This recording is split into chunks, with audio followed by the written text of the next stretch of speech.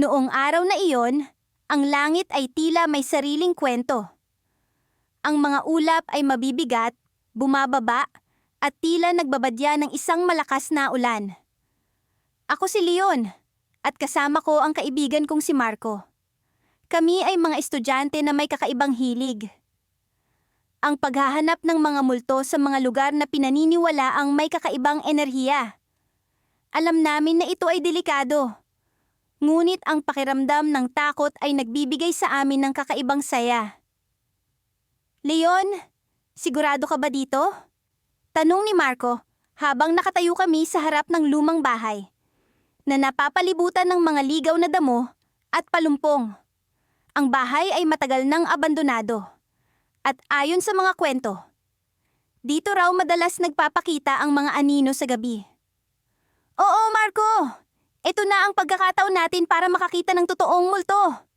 Sagot ko, pilit na pinipigilan ng aking nerbiyos. Pumasok kami sa bahay. Ang bawat hakbang ay may kasamang tunog ng lumang sahig na tila umaangal sa aming pagdating. Ang bawat sulok ay puno ng alikabok at ang hangin ay amoy amag. Ang mga bintana ay nababalutan ng makapal na tela, kaya't ang liwanag na pumapasok ay kaunti lamang, sapat para makakita kami ng madilim na silweta sa bawat pader. Habang kami ay nag-iikot, napansin ko ang kakaibang lamig na bumabalot sa aking katawan. Marco, nararamdaman mo ba yan? Tanong ko. Sinusubukang hindi ipakita ang takot sa aking boses. Oo, Leon! Parang may malamig na hangin na dumaan. Sagot niya, halatang nanginginig. Pumunta kami sa ikalawang palapag ng bahay. Ang hagdanan ay lumang-luma at bawat hakbang ay nag-aalangan, pero hindi kami nagpatinag. Nang makarating kami sa itaas, may nakita kaming isang silid na bahagyang nakabukas. Dahan-dahan naming binuksan ang pinto at sa aming pagkagulat, may nakita kaming anino na tila gumagalaw sa sulok ng silid. Leon, nakikita mo ba yan? Sigaw ni Marco habang tinuturo ang anino. Oo, Marco, nandyan nga. Tugon ko, hindi makapaniwala sa aking nakikita. Ang anino ay hindi lamang isang simpleng silweta. Ito ay tila may sariling buhay. Gumagalaw na parang may layunin. Biglang bumilis ang tibok ng aking puso. Ang adrenaline ay dumadaloy sa aking mga ugat. Pinilit kong huwag mawalan ng kontrol. Sa gitna ng aming pagkatulala, ang anino ay tila lumapit sa amin. Ang pakiramdam ng takot ay naging mas malala. At alam kong kailangan naming kumilos.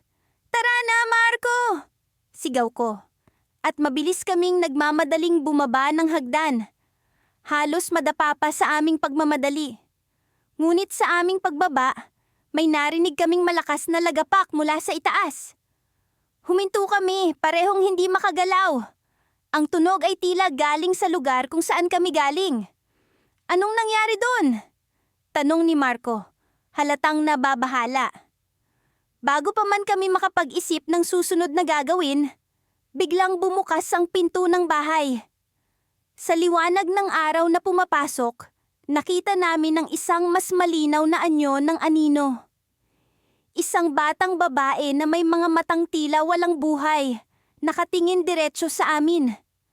Nagpatuloy kami ni Marco sa aming paglalakbay patungo sa abandonadong bahay, na matagal na naming pinag-uusapan. Sa una, ang ideya ng pagpunta rito ay tila isang masayang pakikipagsapalaran lamang. Isang pagsubok sa aming tapang at pagkahilig sa misteryo. Kami ay palaging nagkukwentuhan tungkol sa mga multo at mga kakaibang pangyayari. Kaya't hindi na rin nakapagtataka na napagdesisyonan naming ituloy ang balak na ito. Pagdating namin sa harap ng bahay, bumungad sa amin ang lumang istruktura na tila babinalot ng manipis na ulap ng alikabok. Ang mga bintana nito ay basag-basag at ang mga dingding ay puno ng lumot at bakas ng kalumaan. Sa kabila ng takot na naglalambong sa aming mga puso, ang aming kuryosidad ay mas malakas pa rin.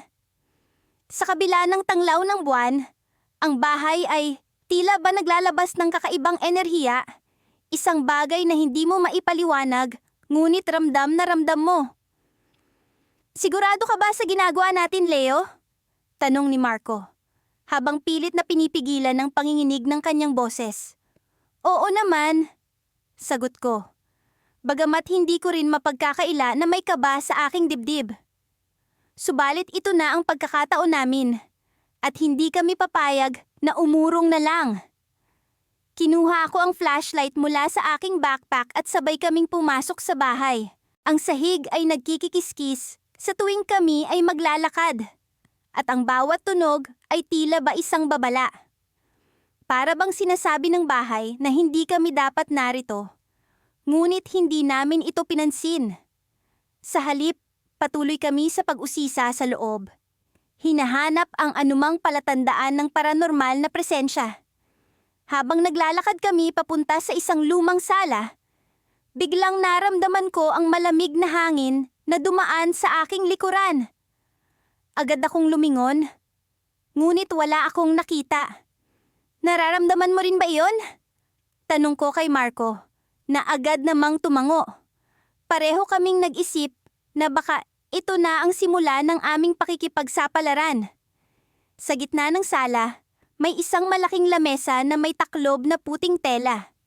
Ang paligid ay puno ng alikabok at mga bagay na hindi na nagalaw sa matagal na panahon.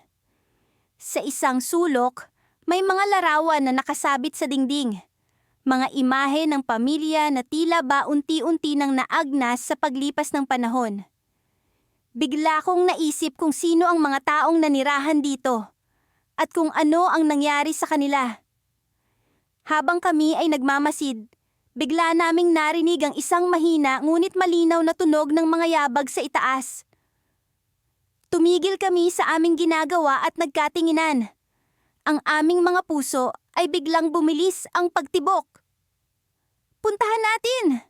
Bulong ni Marco, na tila ba nawala na ang kanyang takot. Ako'y sumang-ayon at sabay naming tinungo ang hagdanan. Sa bawat hakbang na aming ginagawa, ang ingay ay papalakas ng papalakas. Hanggang sa makarating kami sa ikalawang palapag, kung saan naramdaman namin ang presensya ng kung anuman ang naglalakad. Sa dulo ng pasilyo, may isang kwarto na bahagyang nakabukas ang pinto. Dahan-dahan kaming lumapit at nang kami ay sumilip, nakita namin ang anino na nagmumula sa loob. Ang anino ay hugis tao, ngunit hindi ito gumagalaw. Para bang ito'y isang estatwa na nakatayo lamang doon. Ang aming mga katawan ay tila ba nanigas sa takot, ngunit ang aming mga mata ay hindi maalis sa anino. Ano kaya iyon? Tanong ni Marco. Hindi ko alam, sagot ko, habang unti-unting lumalapit. At doon, sa aming pag-usisa, biglang may narinig kaming isang tinig, isang bulong na tila ba nagmumula sa likuran namin. Hindi ko maipaliwanag ang takot na aking naramdaman. Agad kaming lumingon, ngunit wala kaming nakita. Nang bumalik ang aming tingin sa kwarto, ang anino ay wala na. Anong nangyari? Tanong ni Marco, hindi makapaniwala sa kanyang nakita. Hindi ko rin alam, sagot ko, habang pinipilit kong kalmahin ang aking sarili. Ngunit bago pa man kami makapag-isip ng susunod na hakbang, naramdaman namin ng malamig na hangin na bumalot sa amin. Ang pinto ng kwarto ay biglang nagsara ng malakas at kami ay naiwan na nagtataka at natatakot. Ngunit ang pinaka nakakatakot sa lahat ay ang muling paglitaw ng anino sa likod ng pinto. Mas malinaw at mas nakakatakot. Hindi ito gumagalaw, ngunit nararamdaman namin ang presensya nito. At sa isang iglap, bigla naming narinig ang tinig na iyon muli. Ngunit ngayon ay mas malakas. Hindi kayo dapat nandito, sabi ng tinig. At alam namin, sa aming mga puso na ito ang simula ng isang bagay na hindi namin inaasahan. Habang kami ay nagmamadaling lumabas ng bahay, hindi namin maiwasang isipin kung ano ang susunod na mangyayari. At sa aming pagtakbo palabas, sa likod ng aming mga isip ay ang tanong na hindi namin maalis. Ano ang talagang nangyari sa bahay na iyon? At bakit kami ang pinili ng anino para sa kanyang misteryo? Sa pagpasok namin sa ikatlong bahagi ng aming nakakatakot na karanasan sa abandonadong bahay, ramdam ko ang malamig na hangin na tila bumabalot sa aming dalawa. Ako si Miguel, at kasama ko si Carlo. Kapwa kami estudyante na may hilig sa ghost hunting. Hindi namin nakalain na ang aming simpleng libangan ay hahantong sa isang misteryosong paglalakbay na magpapabago sa aming pananaw sa paranormal. Carlo, sigurado ka ba sa gagawin natin? Tanong ko, habang hawak ang flashlight na nagsisilbing liwanag sa madilim na paligid. Ang anino na nakita namin noong nakaraang linggo ay muling dumalaw sa aming isipan, tulad ng isang matinding bangungot na hindi namin matakasan. Oo, Miguel! Kailangan nating malaman kung ano talaga ang nandito. Hindi tayo pwedeng umatras ngayon, sagot ni Carlo. Determinadong magpatuloy sa kabila ng aming takot. Nakaramdam ako ng kaba, ngunit hindi ko maitatanggi ang excitement na dulot ng misteryo sa harap namin. Dahan-dahan kaming pumasok sa loob ng bahay. Ang mga sahig ay umuugong sa bawat hakbang namin. Ang mga pader ay tila baga may sariling buhay, puno ng alingawngaw ng mga nakaraang alaala. Napansin namin ang mga lumang kasangkapan, mga larawan na puno ng alikabok, at mga bagay na nagkukwento ng dating kasiglahan ng tahanang ito. Nagpatuloy kami sa paglalakad hanggang sa marating namin ang isang silid na may malaking salamin. Ang salamin ay may crack sa gitna, na para bang may gustong kumawala mula sa loob nito. Sa likod ng salamin, nakita namin ang isang malabong anino na gumagalaw. Tila ba ito'y nanonood sa amin? Miguel, nakita mo ba yon? Tanong ni Carlo. Ang boses niya ay puno ng paghanga at takot. Tumango ako, hindi makapagsalita dahil sa pagkabigla. Ang anino ay hindi lang basta-basta anino. Ito ay may hugis, may presensya. Pakiramdam ko ay isa itong nilalang na naghihintay sa tamang pagkakataon upang magpakita. Habang tinititigan namin ang salamin, biglang nagbago ang paligid. Ang malamig na hangin ay naging mas malamig, at ang alingawngaw ng hangin ay tila humihinga. Sa isang iglap, ang anino ay umalis sa salamin at lumitaw sa gitna ng silid. Ang mga mata nito ay walang buhay, ngunit puno ng kwento. Miguel, Carlo. Isang pabulong na boses ang lumabas mula sa anino. Ang aming mga pangalan ay tila sinasambit ng hangin mismo, at ang mga salita ay umalingawngaw sa aming mga tenga. Naramdaman ko ang pagkatakot na bumalot sa akin. Ngunit alam kong hindi kami pwedeng magpatalo sa takot. Anong kailangan mo sa amin? Tanong ni Carlo. Ang kanyang boses ay nanginginig, ngunit puno ng tapang. Ang anino ay hindi sumagot agad. Sa halip ay lumapit ito sa amin. Ang bawat galaw ay puno ng misteryo. Sa hindi inaasahang pagkakataon, biglang may bumagsak mula sa kisame. Isang lumang kahon na tila ba itinago doon ng maraming taon. Ang kahon ay bumukas nang bumagsak ito, at mula sa loob ay lumabas ang isang lumang diary na may mga pahinang puno ng sulat kamay. Pinulot ko ang diary at binuklat ang mga pahina. Ang mga nakasulat ay mga kwento ng isang pamilya na nanirahan sa bahay na ito noon. Ang huling pahina ay may isang mensahe. Ang aming mga kaluluwa ay nananatili, naghihintay ng kaligtasan. Habang binabasa ko ang mga salita, naramdaman ko ang bigat ng responsibilidad na tila ba ipinamana sa amin. Ang anino ay naglaho, ngunit ang presensya nito ay nanatili sa paligid. Ang tanong, kung paano namin matutulungan ang mga kaluluwa ng pamilya, ay bumalot sa aming isipan. Miguel, hindi ko alam kung paano natin magagawa ito. Pero kailangan nating subukan, sabi ni Carlo. Ang kanyang mga mata ay puno ng determinasyon. Tumango ako. Alam kong hindi na kami pwedeng umatras. Sa gitna ng pag-iisip kung paano namin matutulungan ng mga kaluluwang natrap sa bahay, biglang umalingaw-ngaw ang mga yapak mula sa ibaba. Ang mga yapak ay papalapit sa amin. At sa bawat hakbang, ay tila ba may pagbabanta. Hindi namin alam kung sino o ano ang paparating. Ngunit pakiramdam namin ay may bagong misteryo na muling magbubukas. Muli kaming nagkatinginan ni Carlo. Parehong nagtataka kung ano ang susunod na mangyayari. Ang abandonadong bahay na ito ay hindi lang basta haunted. Ito ay puno ng mga lihim na naghihintay na maipahayag. Sa bawat sulok, may kwento, may misteryo, at may mga kaluluwa na hindi matahimik. Habang naghihintay kami sa susunod na mangyayari, naramdaman ko ang malalim na koneksyon sa lugar na ito. Hindi lang kami mga ghost hunters. Kami ay mga tagapagligtas ng mga kwento ng nakaraan. Ngunit sa gitna ng aming misyon, hindi namin alam kung ano ang tunay na panganib na naghihintay sa amin. Sa huli, ang tanong ay hindi kung matatapos namin ang aming misyon, kundi kung paano kami makakaligtas sa lugar na ito. Sa mga susunod na sandali, ang aming kapalaran ay magiging bahagi ng kwento ng abandonadong bahay na ito. At ang twist na aming haharapin ay hindi pa namin ganap na nauunawaan. Sa kabila ng aming takot, bumalik kami ni Jake sa abandonadong bahay upang unawain ang hindi maipaliwanag na aninong aming nakita. Ang lamig ng hangin ay tila baga nagbabanta, at ang mga kaluskos ng mga dahon sa paligid ay tila bumubulong ng mga lihim mula sa nakaraan.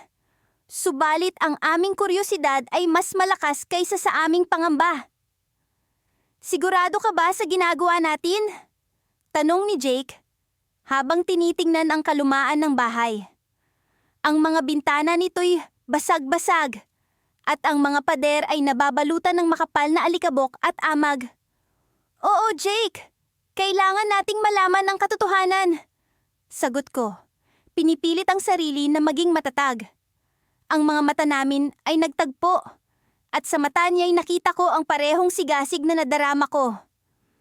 Pumasok kami sa bahay at sinundan ng parehong landas na tinahak namin noong una.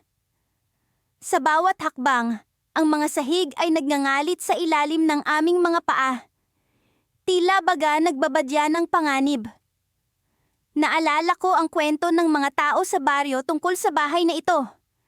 Isang pamilya raw ang nanirahan dito, ngunit bigla na lamang naglaho. Habang unti-unti kaming naglalakad sa madilim na pasilyo, napansin ko ang malamlam na liwanag sa dulong bahagi nito. Jake, tingnan mo! Sabi ko, sabay turo sa liwanag na dahan-dahang lumalakas. Ang liwanag na iyon ay nagmumula sa isang silid na hindi pa namin napapasok. Nang buksan namin ang pinto, bumungad sa amin ang isang kwarto na tila hindi napabayaan sa paglipas ng panahon. May mga lumang kasangkapan, mga litrato sa pader, at ang isang lamesa sa gitna na puno ng mga gamit. Ngunit ang pinakakapansin-pansin ay ang isang lumang aklat na nakabukas sa lamesa, kung saan nakasulat ang mga salitang tila nag-aapoy.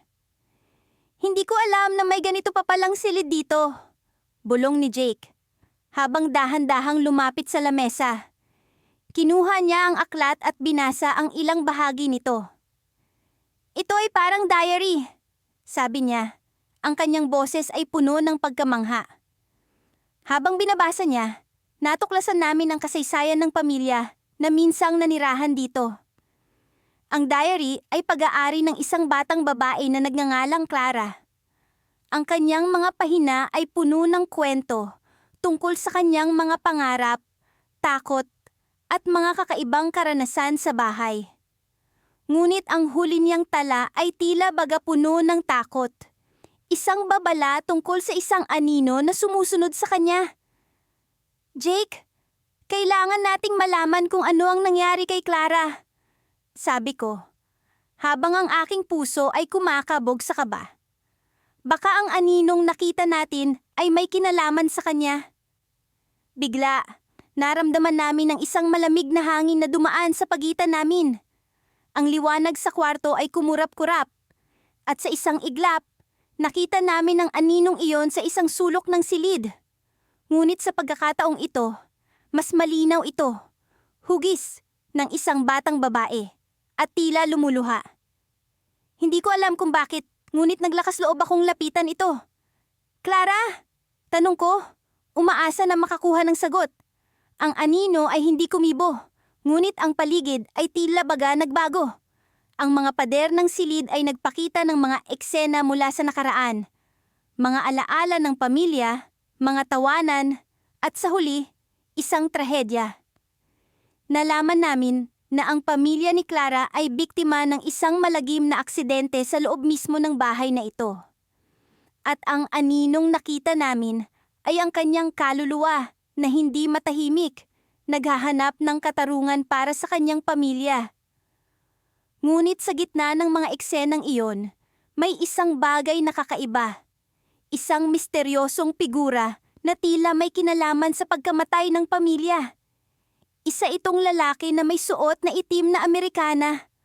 Ngunit bago pa namin makilala, bigla na lamang nawala ang mga imahe at bumalik kami sa kasalukuyan. Jake, may ibang tao sa bahay na ito noong mangyari ang aksidente, sabi ko. Ang aking isip ay naguguluhan sa mga bagong impormasyon. Kailangan nating alamin kung sino siya. Subalit bago pa kami makapag-isip ng susunod na hakbang, narinig namin ang mga yabag mula sa ibaba. May ibang tao sa bahay at papalapit ito sa aming kinaroroonan. May ibang tao dito, bulong ni Jake. At sa mga mata niya'y nakita ko ang parehong takot na nadarama ko.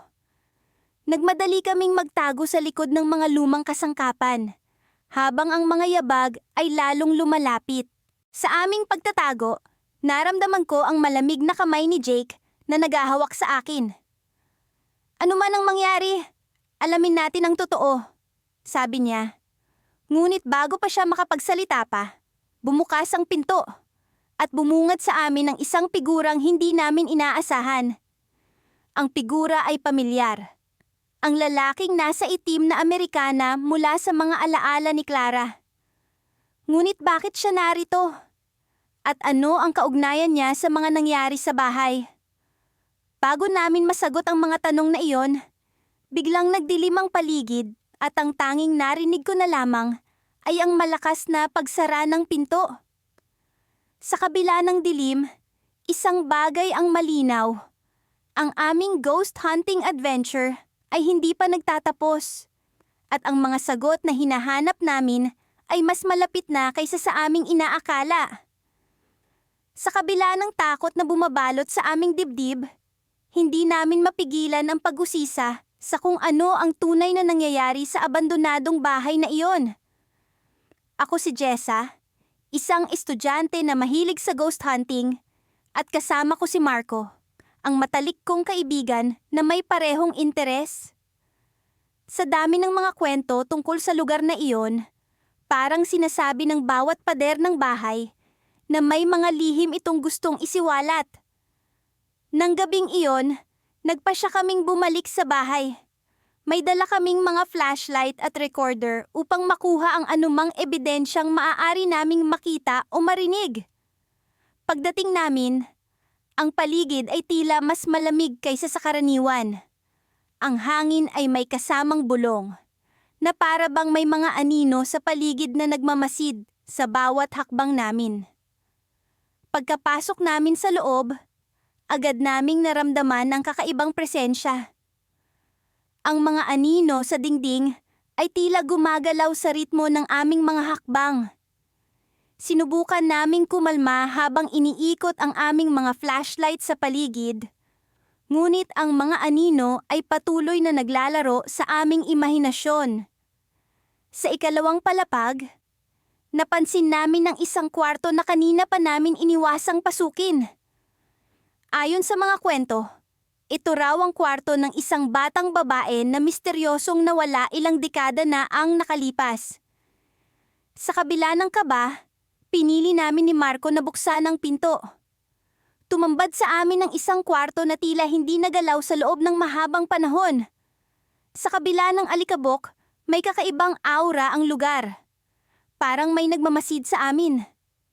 Habang iniikot namin ang kwarto, napansin ni Marco ang isang lumang diary na nakapatong sa isang sulok ng mesa. Agad niyang kinuha ito at sinimulan naming basahin. Ang sulat kamay ay halatang sa isang bata, puno ng inosenteng kwento ng araw-araw na buhay at mga pangarap.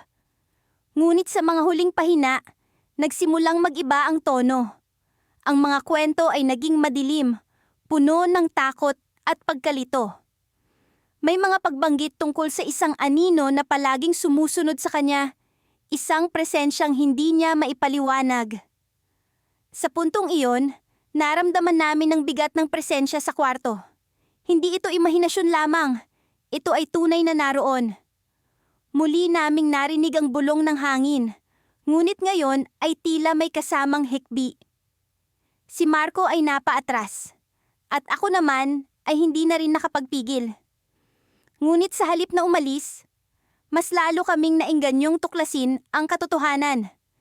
Nang biglang nagbukas ang bintana, isang malamig na hangin ang pumasok. Kasabay nito ay ang pagkalaglag ng diary mula sa kamay ni Marco.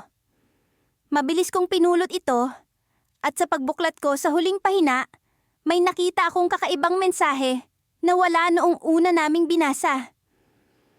"Tulungan niyo ako! Hindi ako makaalis!" Biglang nagdilim ang paligid.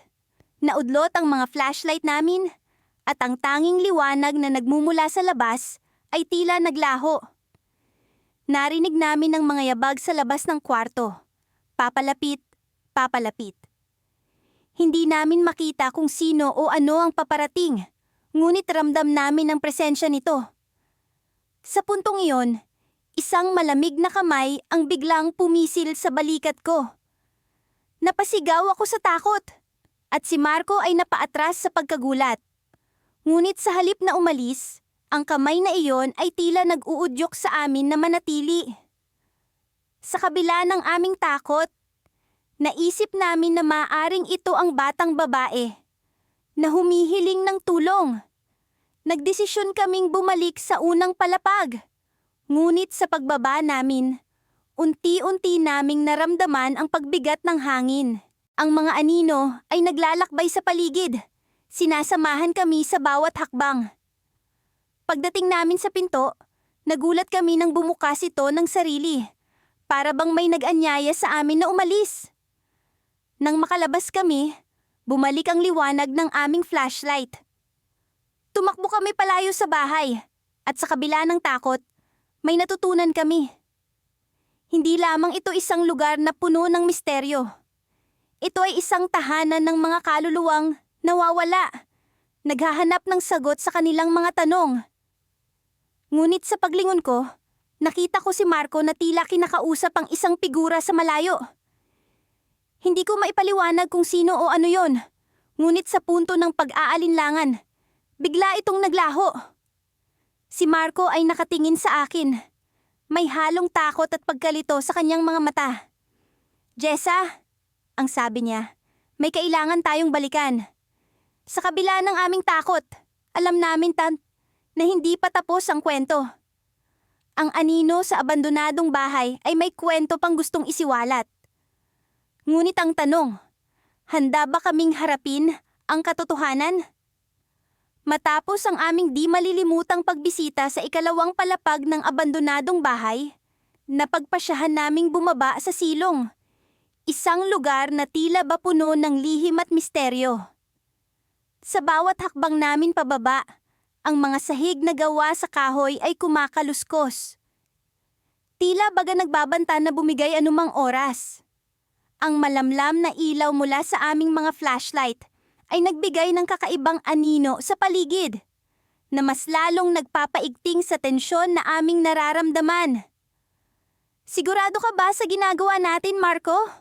tanong ni Jessa, ang aking kaibigan at kapwa-estudyante sa ghost hunting. Kahit papuno ng kaba ang kanyang tinig, naroon pa rin ang hindi maikakailang determinasyon sa kanyang mga mata. Oo, Jessa. Kailangang malaman natin kung ano ang nasa likod ng mga anino. Sagot ko, habang pinipilit kong kontrolin ang panginginig ng aking boses. Pagdating sa ilalim, bumungad sa amin ng isang napakalaking silid na tila ba napakatagal nang hindi nagagalaw. Ang mga pader ay binalutan ng alikabok at mga sapot ng gagamba. Ang amoy ng lumang kahoy ay pumuno sa hangin na nagdagdag sa eerie na atmosfera ng lugar. Habang iniikot namin ang aming mga flashlight, napansin namin ang isang lumang piano sa isang sulok ng silid. Ito'y mga dekada nang hindi nagagamit. Ngunit tila ba may kakaibang presensya na nakapaligid dito. Napalunok ako ng laway habang unti-unting lumalapit dito. Sinundan ako ni Jessa. Ang kanyang mga mata ay maingat na nagmamasid sa bawat sulok ng silid. Marco, tingnan mo ito! Bigla niyang bulong, sabay turo sa isang bagay sa sahig. Napansin kong may ilang piraso ng papel na nagkalat malapit sa piano. Kinuha ko ang isa at binasa ang mga nakasulat dito. Luma at kupas na ang papel. Ngunit sapat pa rin para mabasa ang mga nakasulat na sulat kamay. Ang mga ito'y tila bahagi ng isang diary. Ang mga pahina ay nagsasalaysay ng kwento ng isang batang babae na nakatira sa bahay na ito ilang dekada na ang nakalilipas. Habang binabasa namin ang kanyang kwento, parang nararamdaman namin ang kanyang presensya, ang kanyang kalungkutan at takot na tila ba nananatiling buhay sa lugar na ito. Jessa, tingnan mo ito. Sabay pakita ko sa kanya ng huling pahina. Ang mga huling salita ay tila ba isang babala. Ang anino ay darating. Mag-ingat kayo. Biglang nagkaroon ng malamig na hangin na dumaloy sa silid na nagpatindig sa aming mga balahibo.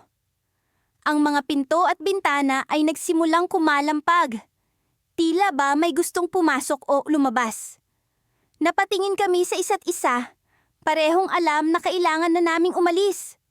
Ngunit bago kami makalabas, isang kakaibang ingay ang umalingaw-ngaw mula sa piano. Parang may tumutugtog. Ngunit ang mga nota ay hindi tama. Ang tunog ay nagbigay ng kilabot sa aming mga kalamnan na para bang may bumulong sa aming mga pandinig. Marco, kailangan na nating umalis, muling sabi ni Jessa. Na ngayon ay may halong takot na ang tinig. Ngunit naakit ako sa piano, ang di maipaliwanag na puwersa ay nagtulak sa akin na lumapit pa. Nang ako'y nasa harapan na ng piano, biglang tumigil ang lahat ng ingay at ang silid ay naging sobrang tahimik. Napansin kong may kakaibang anino sa likod ng piano. Isang anino na tila ba hindi namin nakita kanina. Jessa, tingnan mo ang anino! Sabi ko. Ngunit hindi na siya sumagot. Paglingon ko, wala na siya sa tabi ko. Ang aking puso ay kumabog ng mabilis. At ang aking isip ay naguluhan. Paano siya nawala ng ganun kabilis? Ako'y napabalikwas at sinubukang hanapin siya sa silid. Ngunit wala na siya. Ang piano ay muling nagsimulang tumugtog. Mas malakas at mas nakakatakot. Ang mga pader ay tila ba bumabanat. At ang sahig ay nagsimulang umuga na para bang may gustong lumabas mula rito. Habang nagmamadali akong makalabas sa silid, biglang lumitaw ang anino sa harapan ko. Ang kanyang hugis ay hindi maipaliwanag, ngunit alam kong hindi ito tao. Ang kanyang presensya ay puno ng galit at paghihiganti, na para bang siya ang may hawak ng lahat ng lihim ng bahay na ito. Nang ako'y makalabas, isang malakas na tunog ang aking narinig at ang pintuan ng silong ay biglang nagsara. Ako'y napaluhod sa labas. Hinahanap ang aking hininga. Ngunit ang tanong ay nananatili. Nasaan si Jessa? At sino o ano ang anino sa loob ng bahay? Nang ako'y makabangon, narinig ko ang isang pamilyar na tinig mula sa loob. Isang bulong na puno ng pagmamakaawa. Marco, tulungan mo ako. At sa sandaling iyon, alam kong kailangan kong bumalik. Ngunit paano ko maililigtas ang aking kaibigan mula sa anino na tila ba nagtatago sa likod ng bawat sulok ng bahay na iyon? Ang malamig na hangin ng gabi ay tila bumabalot sa akin, nagpaparamdam ng kuryosidad at kaba habang kami ni Miguel ay naglalakad papunta sa abandonadong bahay na matagal na naming gustong saliksikin. Sa ilalim ng maliwanag na buwan, ang matandang istruktura ay mistulang nag-aanyaya at nagbabantang lugar sa aming paglapit.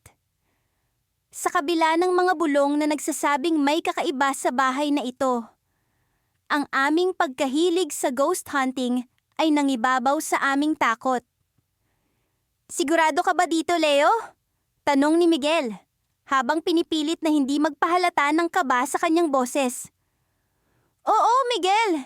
Ito ang pagkakataon natin para makita kung totoo nga ang mga kwento tungkol sa bahay na ito."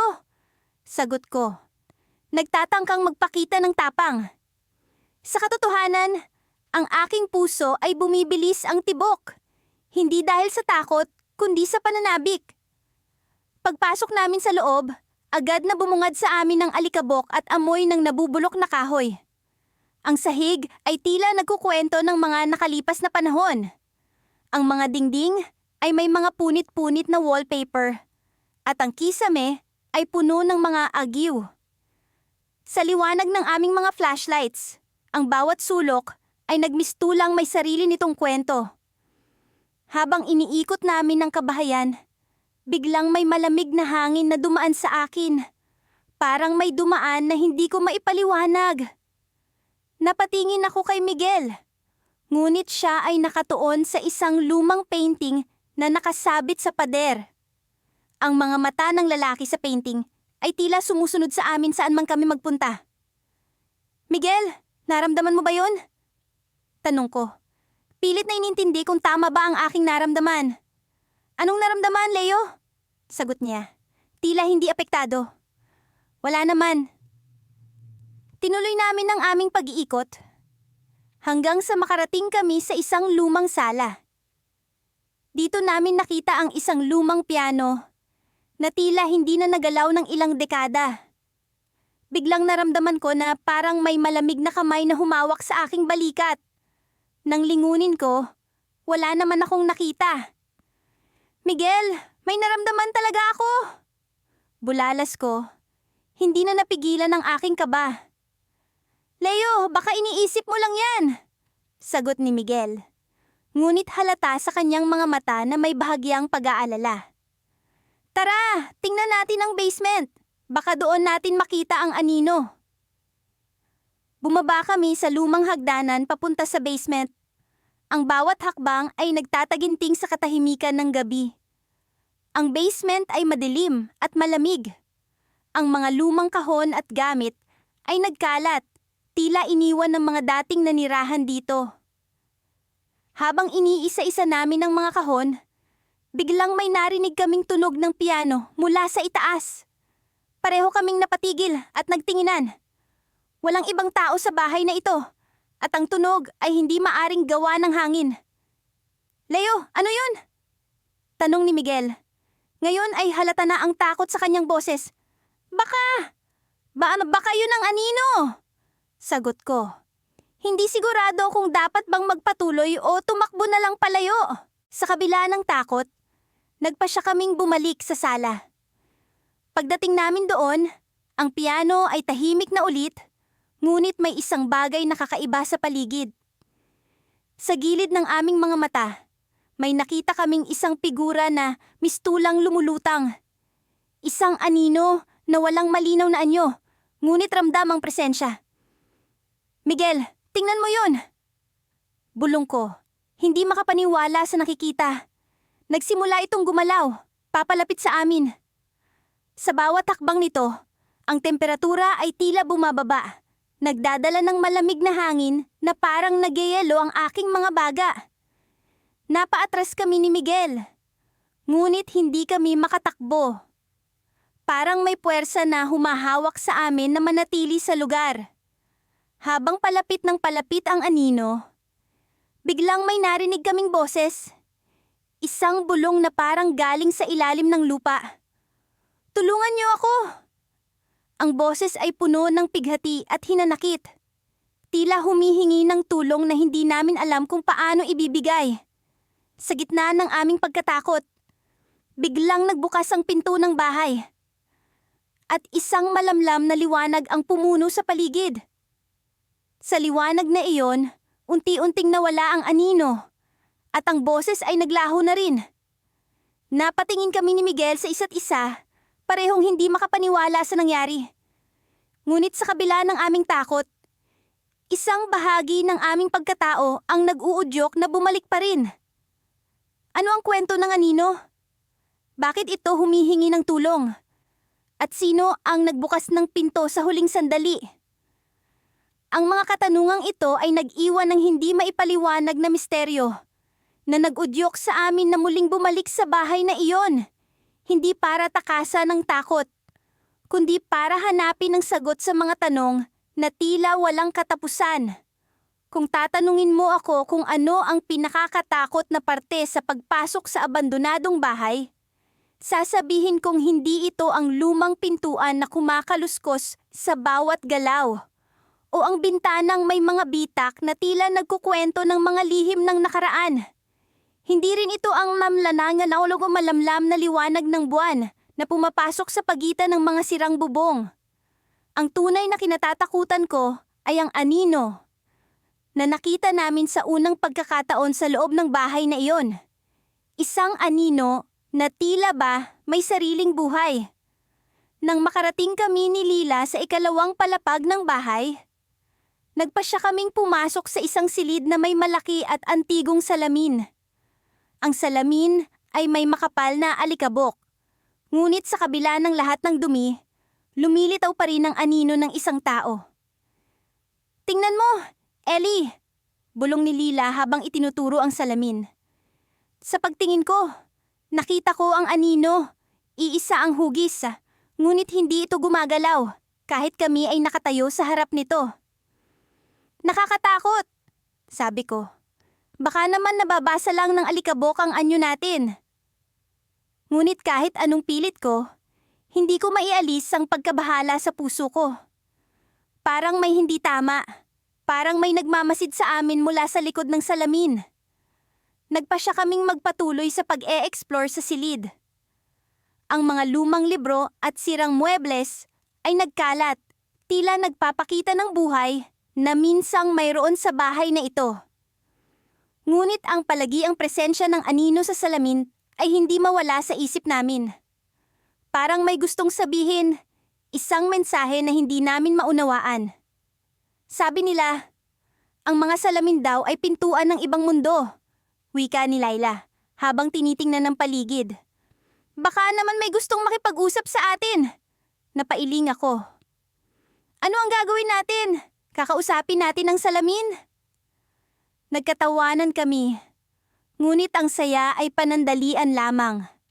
Ang malamig na simoy ng hangin ay nagdala ng kakaibang pakiramdam. Ang pakiramdam na parang may presensya sa likod namin. Bigla, isang malamig na hangin ang dumampi sa leeg ko at naramdaman ko ang kilabot na hindi ko maipaliwanag. "May nararamdaman ka ba?" tanong ko kay Laila, na halata ring kinakabahan. "Oo," sagot niya, sabay tingin sa salamin. Parang may mata na nakatingin sa atin. Habang nakatayo kami sa harap ng salamin, napansin kong unti-unting nag-iiba ang hugis ng anino.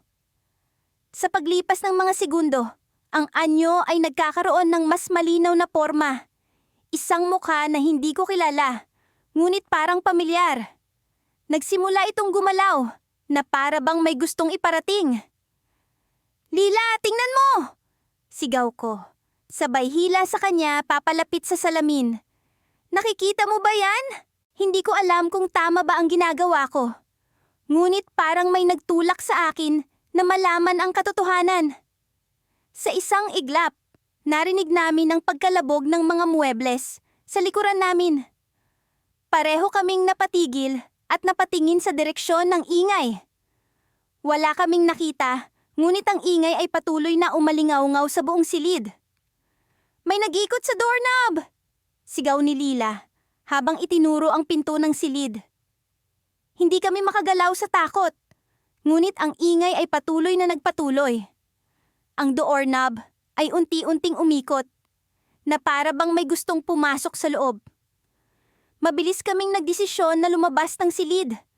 Ngunit bago namin magawa iyon, naramdaman namin ng malakas na pagyanig sa paligid. Ang salamin ay umikot at bumagsak sa sahig. Nagkalat ang mga basag na piraso. Sa gitna ng kaguluhan, nakita ko ang isang papel na lumipad mula sa likod ng salamin. Agad ko itong dinampot at ang nakasulat ay nagpatigil sa akin. Nandito ako, hindi kayo nag-iisa. Ang mensahe na nakasulat sa papel, gamit ang tinta na tila sariwa pa. Anong ibig sabihin nito? Tanong ni Lila habang nakatingin sa papel na hawak ko. Sino ang nandito? Hindi ko alam ang sagot, ngunit alam kong hindi kami nag-iisa sa bahay na yon. Habang papalabas kami, naririnig pa rin namin ang mga kaluskos sa paligid, ang mga tunog ng isang bahay na puno ng mga lihim. Sa bawat hakbang namin palayo sa bahay, nararamdaman namin ang pag-aalis ng bigat sa aming mga balikat. Ngunit, ang tanong ay nananatili, sino ang nasa likod ng salamin? At bakit tila may gustong iparating sa amin?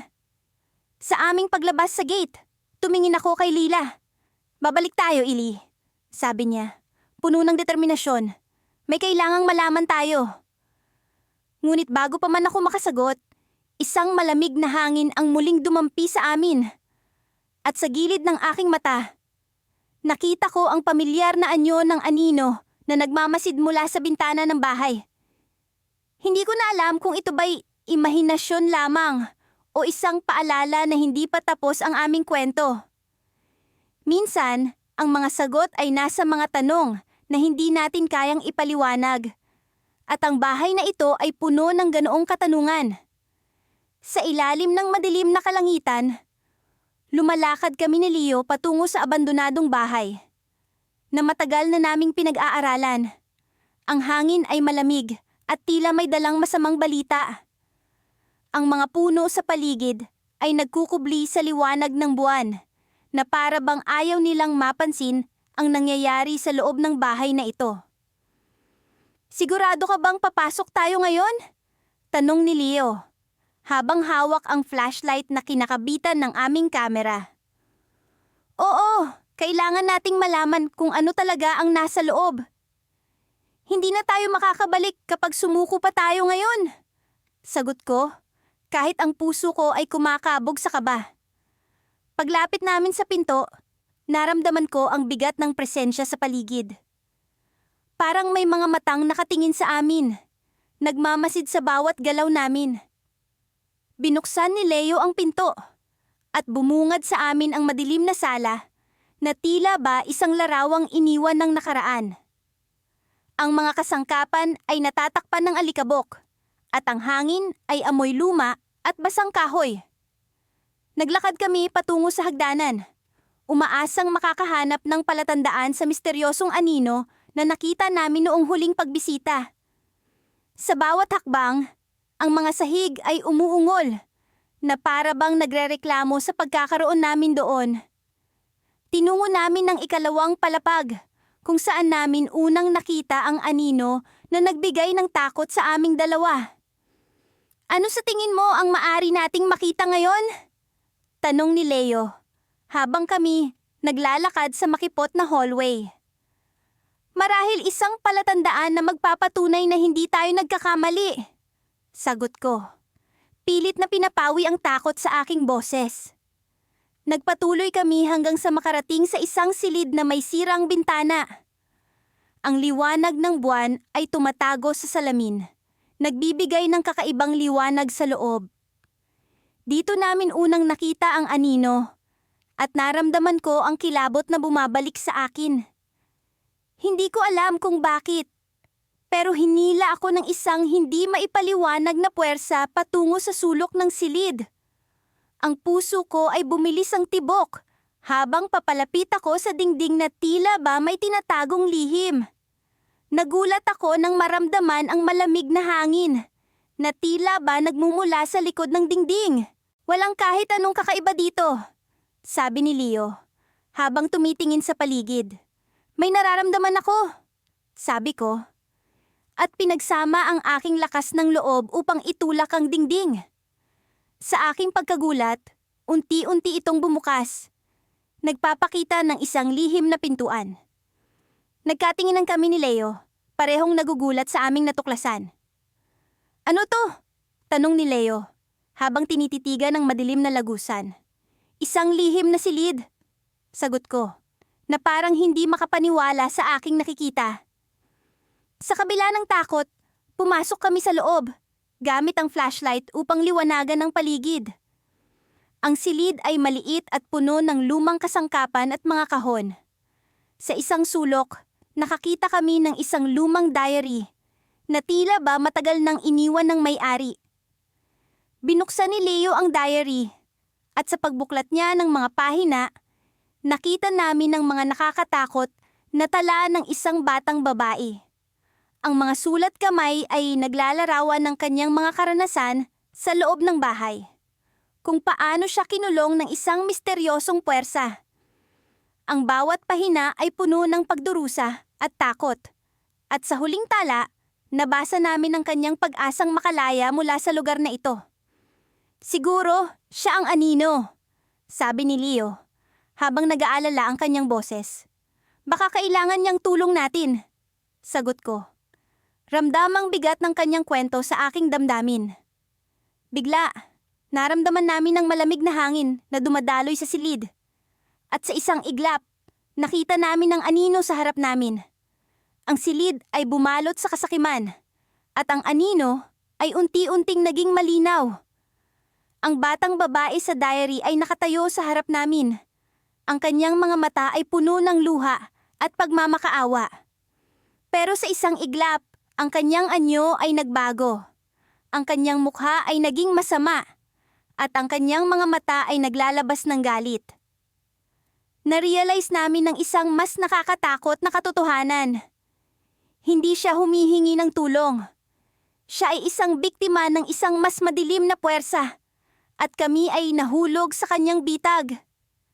Sa likuran namin, narinig namin ang pagbagsak ng pintuan.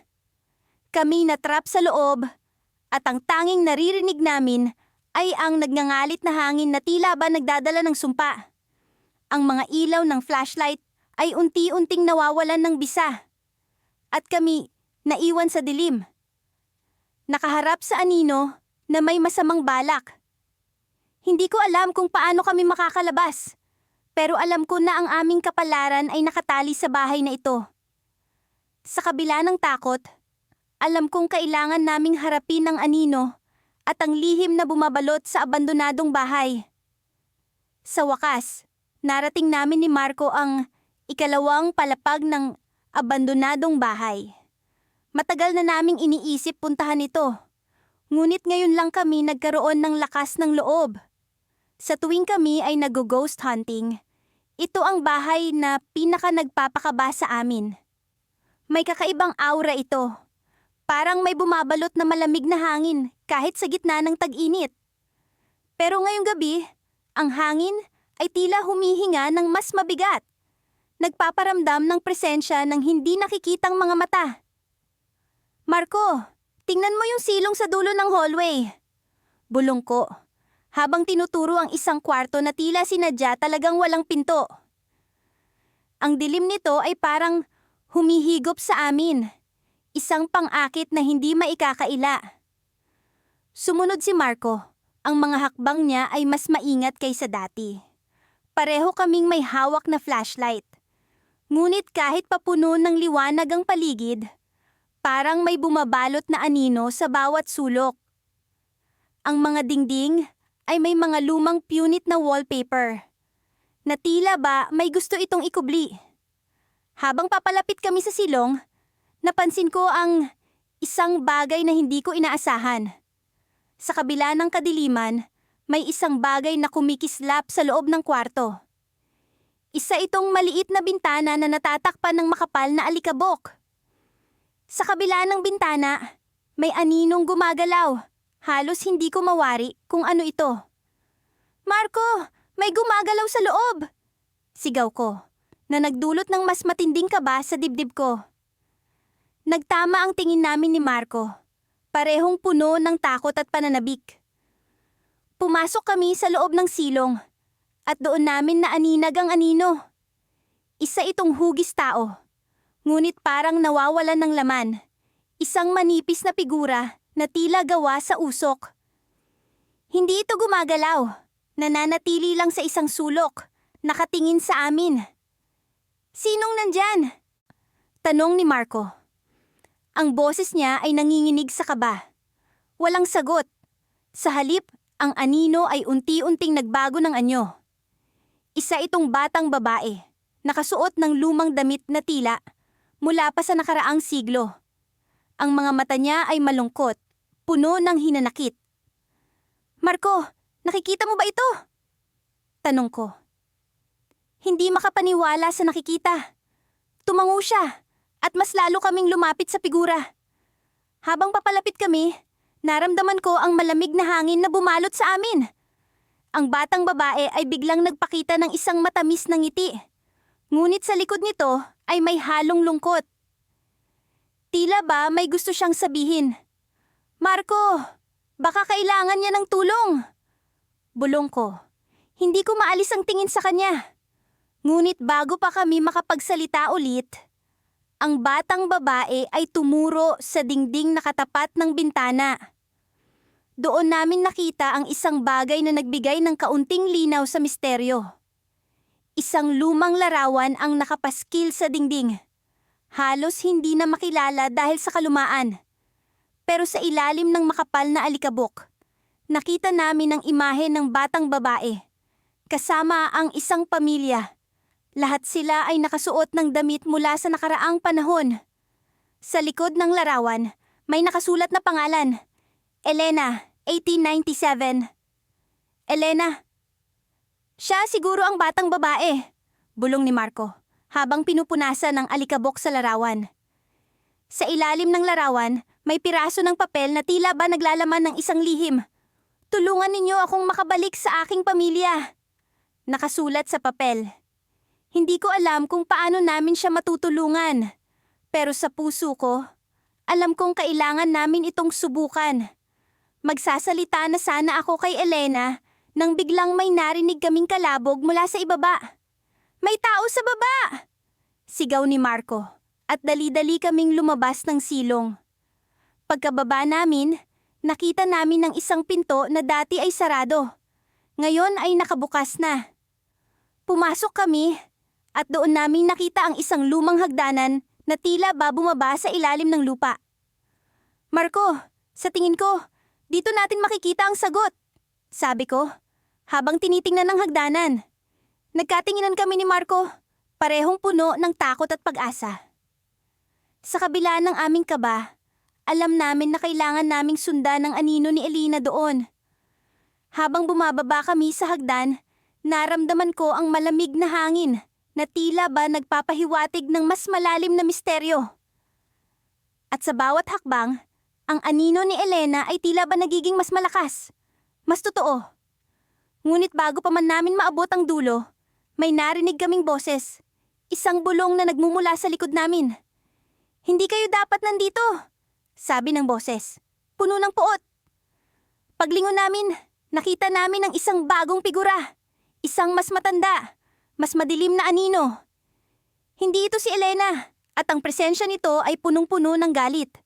Kami ay natigilan, hindi makagalaw. Sa puntong iyon, alam namin na hindi ito ang wakas ng aming paglalakbay, kundi simula ng mas malalim at mas nakakakilabot na misteryo.